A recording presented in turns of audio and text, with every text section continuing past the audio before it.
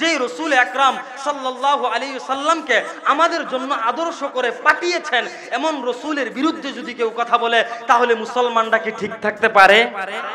আরো জোরে বলুন, ঠিক থাকতে পারে? আজকে আমরা দেখেছি, আজকে আমাদেরকে, শুধু আমাদেরকে না, সারা পৃথিবীর মধ্যে 200 কোটি মুসলমান, সারা পৃথিবীর মধ্যে একটাই আওয়াজ, মুসলমান সাম্প্রদায়িক দাঙ্গা সৃষ্টি করে। কি সৃষ্টি করে? দাঙ্গা সৃষ্টি করে, বিশৃঙ্খলা সৃষ্টি করে। কিন্তু যদি ইতিহাসের দিকে তাকাই, মুসলমানরা দাঙ্গা সৃষ্টি করে না, মুসলমানরা বিশৃঙ্খলা সৃষ্টি করে না, বরঞ্চ বাংলার জমিনে ইহুদি এবং নাসারাই দাঙ্গা সৃষ্টি করে। কথা বলুন ঠিক কিনা? বাংলা ইসলামের শত্রুরা, ইসলামের শত্রুরা, আল্লাহ পাক রব্বুল আলামিন আমাদের জন্য আল্লাহর নবীকে আদর্শ বানায় পাঠাইছেন। যেই নবীর আদর্শ, কেমন নবী, কেমন আদর্শ, আল্লাহ পাক রব্বুল আলামিন আমার নবীর আদর্শের ব্যাপারে আল্লাহ পাক রব্বুল আলামিন আজিম শব্দ ব্যবহার করেছেন, আজিম শব্দ ব্যবহার করেছেন, আজিম শব্দ সম্বোধন করেছেন।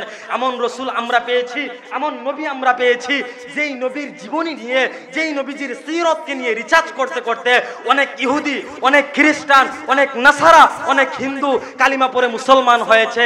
আজকে আপনারা খবর জানেন, আমরা এমন নবী পেয়েছি যেই নবীর আদর্শের মধ্যে, যেই নবীর 63 বছরের জিন্দেগির মধ্যে একটাও কালো দাগ নাই। কথা কয় না? দাগ আছে, এই দাগ আছে। আমার নবীর 63 বছরের জিন্দেগির মধ্যে একটাও দাগ নাই, এমন নবী আমরা পাইছি।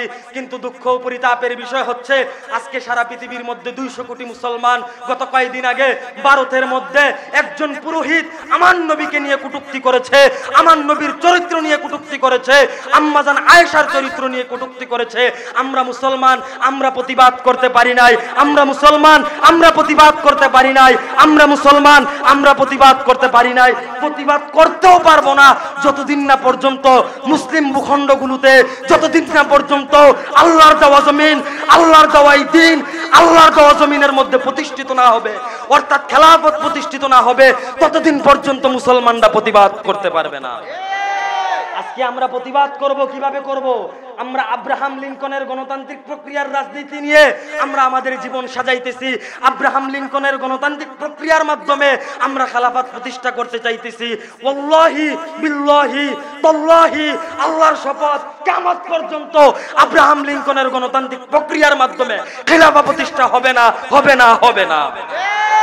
খিলাফা প্রতিষ্ঠা এভাবে সম্ভব না। সশস্ত্র জিহাদের মাধ্যমে আল্লাহর দেওয়া জমিনের মধ্যে আল্লাহর দ্বীন প্রতিষ্ঠিত করতে হবে। রাসূল আকরাম সাল্লাল্লাহু আলাইহি সাল্লামের সর্বমহলে রাসূলের সুন্নাহ প্রতিষ্ঠিত করতে হবে। শুধু আমার দেহের মধ্যে নয়, শুধু আমার পরিবারের মধ্যে নয়, শুধু আমার ফ্যামিলির মধ্যে নয়, শুধু আমার ঘরের মধ্যে নয়, শুধু আমার সমাজের মধ্যে নয়, শুধু আমার গ্রামের মধ্যে নয়, শুধু আমার উপজেলার মধ্যে নয়, শুধু আমার জেলার মধ্যে নয়, শুধু আমার বিভাগের মধ্যে নয়, প্রত্যেকটা জায়গার মধ্যে রাসূলের সুন্নাহ প্রতিষ্ঠিত। যখন আমরা প্রত্যেকটা জায়গার ভিতরে রাসূলের সুন্নাত প্রতিষ্ঠিত করতে পারবো, তখন বেঈমানরা, নাস্তিক, মুরতাদরা আমার রাসূলকে নিয়ে কথা বলার সাহস পাবে। ভারতকে আমরা হুঁশিয়ার করে দিতে চাই, ভারতকে আমরা হুঁশিয়ার করে দিতে চাই। ভারত কান খুলকে শুনলো, কান খুলকে শুনলো। মুসলিম, এই মুসলমান মুহাম্মদ সাল্লাল্লাহু আলাইহি সাল্লামের অনুসারী, এই মুসলমান হযরত ওমরের অনুসারী, এই মুসলমান হযরত আবু বকরের অনুসারী, এই মুসলমান খালিদ বিন ওয়ালিদের অনুসারী। তারা ইসলামের জন্য, দ্বীনের জন্য, রাসূলের ইজ্জত হেফাজতের জন্য যে কোনো সময় তারা জীবন দিতে প্রস্তুত।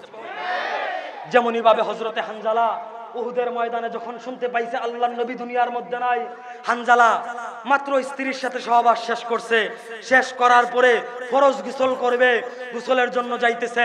এমন সময় হযরতে হানজালার কানে আওয়াজ চলে আসছে, আল্লাহর রাসূল দুনিয়ার মধ্যে নাই। হানজালা ফরজ গোসল করে নাই, হানজালা ফরজ গোসল বাদ দিয়ে জিহাদের ময়দানে দৌড়াইছে।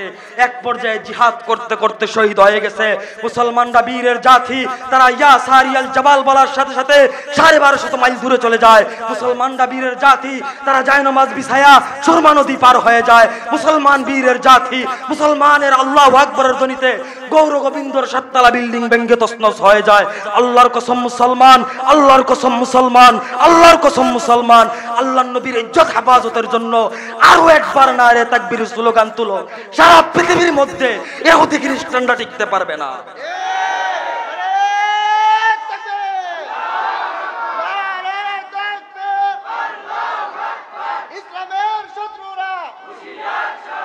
সম্মানিত উপস্থিতি, সময় খুব কম। আমি আপনাদেরকে একটা মেসেজ দেওয়ার জন্য আসছি। মুসলমানদের বন্ধু কারা বুঝতে হবে। আল্লাহ পাক রব্বুল আলামিন কোরআনে কারিমের মধ্যে বলে দিছে, হে মুসলমান, ইহুদি এবং নাসারা কোশ্চিনকালেও তোমাদের বন্ধু হইতে পারে। কথা বলে না, বন্ধু হইতে পারে। যারা মূর্তি পূজা করে, যারা শিরিক করে, তারা কোশ্চিনকালেও মুসলমানের বন্ধু হইতে পারে। আমরা মুসলমান জাতি, আমাদের বন্ধু হবে মুমিন, আমাদের বন্ধু হবে মুসলমান। আমরা মুসলমান, আমাদের বন্ধু হবে সুন্নাতওয়ালা, আমাদের বন্ধু হবে মদিনাওয়ালার গোলাম। আমাদের বন্ধু ইহুদি খ্রিস্টান হইতে পারে। আজকে মুসলমান, তোমরা মনে করো তোমরা দুর্বল, তোমাদের হাতে কিছু নাই, তোমরা দুর্বল, তোমাদের কাছে অস্ত্র নাই। আরে বেটা, জিহাদ করতে হলে অস্ত্রর প্রয়োজন নাই। মুসলমান, আল্লাহর নবী ইতিহাস দেখাই দিছে, কিয়ামত পর্যন্ত এই ইতিহাস বিদ্যমান থাকবে। বদরের যুদ্ধের মধ্যে মুসলমান ছিল কয়জন? আওয়াজ করে বলুন, কয়জন ছিল? 313 জন মুসলমান ছিল। 313 জন মুসলমান 1000 ইহুদি, 1000 বেঈমানের সাথে মোকাবেলা করে আল্লাহর জমিনের মধ্যে বিজয় লাভ করছে। কিভাবে করছে? অস্ত্রের পাওয়ারে করে নাই, ঘোড়ার পাওয়ারে করে নাই, শক্তির পাওয়ারে করে নাই। তাদের পাওয়ার একটাই ছিল, নারে তাকবীর, আল্লাহু আকবার। কথা বলুন ঠিক কিনা? এই পাওয়ার যখন তারা জমিনের মধ্যে বাস্তবায়ন করছে, তখন ইহুদি, খ্রিস্টান, নাসারা, বেঈমান মুসলমানের সামনে টিকতে পারে নাই। আজকে যদি আমরাও সেই তাকবীর দেই, তাহলে ইসরায়েল নামে জারজ রাষ্ট্র পৃথিবীর মানচিত্রে টিকতে পারবে না। আজকে আমাদের দুর্বলতা কোথায়? আমরা আল্লাহু আকবারের স্লোগান দিতে পারি না। আজকে আল্লাহু আকবারের স্লোগান দিতে আমাদের ভয় হয়। যদি আমরা ঈমানের সহিত আল্লাহু আকবারের স্লোগান দিতাম, তাহলে ফিলিস্তিনের মধ্যে মুসলমানরা এইভাবে মরতো না। আরো জোরে বলুন ঠিক কিনা? আজকে ফিলিস্তিনের মধ্যে মুসলমান মরে, আজকে সিরিয়ার মধ্যে মুসলমান মরে, আজকে কাশ্মীরের মধ্যে মুসলমান মরে, আজকে চীনের উইগুরের মধ্যে মুসলমান মরে, আজকে মিয়ানমারের মধ্যে মুসলমান মরে। কেন মরে? আমরা রাসূলের সুন্নাহকে ধরতে পারি নাই, আমরা রাসূল আকরাম সাল্লাল্লাহু আলাইহি সাল্লামের আদর্শকে আঁকড়ায় ধরতে পারি নাই। যদি রাসূলের আদর্শকে আঁকড়ায় ধরতাম, যদি রাসূলের সুন্নাহকে আঁকড়ায় ধরতাম, তাহলে পৃথিবীর মধ্যে কোথাও মুসলমান লাঞ্ছনার শিকার হইতো না। কোথাও কিসের শিকার হইতো না? লাঞ্ছনার শিকার হইতো না। হযরত চলে এসেছে, আমার সময় একেবারে নাই। তারপরেও বড় ভাই মুফতি ইয়াসিন আহমদ ফারুকী সাহেবের কাছ থেকে অনুমতি নিয়ে, ভাই একটা মিনিট, লাস্ট কথা, আমার সর্বশেষ কথা। আমরা কার আদর্শে চলতে হবে? আল্লাহর নবীর আদর্শ অনুযায়ী আমাদের জীবন চালাইতে হবে। কার আদর্শ অনুযায়ী জীবন চালাইতে হবে? আল্লাহর নবীর আদর্শ অনুযায়ী জীবন চালাইতে হবে। যখন আমরা আল্লাহর নবীর আদর্শ অনুযায়ী জীবন চালাবো, তখন আমরা দুনিয়ার মধ্যে কামিয়াব হয়ে যাব। আলা ইন্না আউলিয়া আল্লাহ লা খাউফুন আলাইহিম ওয়া লা হুম ইয়াহজানুন। আল্লাহ পাক রব্বুল আলামিনের ঘোষণা, যারা দুনিয়ার মধ্যে আমার বন্ধু হবে, যারা দুনিয়ার মধ্যে আমার বন্ধু হবে, তাদের দুনিয়াতেও কোনো ভয় নাই, আখিরাতেও কোনো ভয় নাই। সুবহানাল্লাহ বলবেন না? আরো জোরে বলুন সুবহানাল্লাহ। এই যে আমাদের সারা বাংলার আলোড়ন সৃষ্টিকারী মুফতি ইয়াসিন আহমদ ফারুকী হাফিজাহুল্লাহ, উনি যদি আমার বন্ধু হয়, যদিও উনি আমার বড় ভাই, আমি উদাহরণ দেওয়ার জন্য বলতেছি, উনি যদি আমার বন্ধু হয় আর উনার যদি আরো একজন বন্ধু থাকে, তাহলে উনার বন্ধু হওয়ার কারণে সেও কি আমার বন্ধু? বন্ধু না, উনার যে বন্ধু, উনার বন্ধু হওয়ার কারণে সে আমারও কি বন্ধু। ঠিক তদ্রূপ ভাবে যেহেতু মুহাম্মদ সাল্লাল্লাহু আলাইহি সাল্লাম কার বন্ধু? আওয়াজ করে বলুন, কার বন্ধু? আল্লাহ পাক রব্বুল আলামিনের বন্ধু। এখন আমরা যদি মুহাম্মদ সাল্লাল্লাহু আলাইহি সাল্লামের বন্ধু হয়ে যেতে পারি, এখন আমরা যদি রাসূল আকরাম সাল্লাল্লাহু আলাইহি সাল্লামের সুন্নাহকে আঁকড়ায় ধরতে পারি, এখন আমরা যদি রাসূল আকরাম সাল্লাল্লাহু আলাইহি সাল্লামের আদর্শকে আঁকড়ায় ধরতে পারি, তাহলে আমরাও রাসূলের বন্ধু হয়ে যাব। আর রাসূলের বন্ধু হওয়া মানে আল্লাহর বন্ধু হওয়া। আর আল্লাহর বন্ধু যে হবে, তার দুনিয়াতেও কোনো ভয় নাই, আখিরাতেও ভয় নাই। আর যখন দুনিয়াতে ভয় থাকবে না, তখন কোনো ইহুদি খ্রিস্টান, বিজেপির নেতা হোক, ইহুদি হোক, নাসারা হোক, ইসরায়েলি সৈন্য হোক, আমেরিকা হোক, হোয়াইট হাউস হোক, রাশিয়া হোক, চীন হোক, মুসলমানের সামনে মাথা তুলতে পারবে না। কখন পারবে না? যখন আমি আমার রাসূলের আদর্শ অনুযায়ী আমার জিন্দেগি সাজাইবো, যখন আমি আমার রাসূলের সুন্নতকে আঁকড়ায় ধরবো, আমি ধরবো, আমার পরিবারের মধ্যে ব্যবস্থা করব, আমার গ্রামে মেহনত করব, আমার এলাকায় মেহনত করব, আমি আমার রাষ্ট্রে মেহনত করব।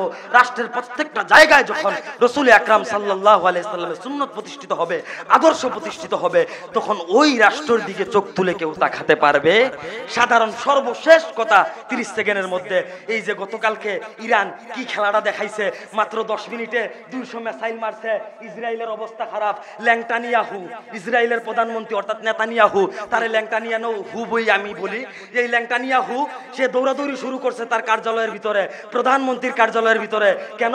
ইরান মিসাইল মারা শুরু করছে, তার আর উপায় নাই, তার হুশ নাই, তে বুঝা লাইছে ইরান খালি কুতুর হুশ করছে, তার নাই এটা সিফা দিয়া লাইছে। আর ইরান যদি বুশ করতো, কথাটা বুঝছেন না, ইরান যদি কুতুর বুশ করতো তো মুসলমান যখন বুশ করবে, মুসলমান যখন আওয়াজ করবে, তখন মুসলমানকে কেউ আটকাইতে পারবে না। আজকে দেখলাম বেশ্যা তাসলিমা নাসরিন, কি নাসরিন? বেশ্যা তাসলিমা নাসরিন, সে কি করছে? মুসলমানদের কালিমা খচিত একটা পতাকা, স্কুলের ছাত্ররা এটা নিয়ে ছবি তুলছে, সে ফেসবুকে তার ফেসবুক পেজের মধ্যে সে পোস্ট করছে ওই ছবি দিয়া, বাংলাদেশ এখন সিরিয়া হয়ে যাচ্ছে। নাউজুবিল্লাহ কইতেন না? আজকে মিডিয়ার মাধ্যমে বেশ্যা তাসলিমাকে একটা মেসেজ দিতে চাই। আমার শায়খ মুর্শিদ কাজিরবাজার মাদ্রাসার প্রিন্সিপাল আল্লামা হাবিবুর রহমান রহমাতুল্লাহি আলাইহি যেভাবে আন্দোলনের ডাক দিয়েছিল, যেভাবে রাজপথে নেমেছিল, যেভাবে রাজপথে ছিল, তুমি তাসলিমা বুরকা পরে পালাইতে বাধ্য হয়েছো। আজকে প্রিন্সিপাল রহমাতুল্লাহি আলাইহি নাই, তার রুহানি সন্তানরা এখনো রয়ে গেছে। প্রিন্সিপাল হাবিবুর রহমান নাই, তার প্রতিষ্ঠিত জামিয়া মাদানিয়া কাজিরবাজার রয়ে গেছে। প্রিন্সিপাল হাবিবুর রহমান নাই, তার উত্তরসূরি আল্লামা শাহ মমসাদ আহমদ রয়ে গেছে।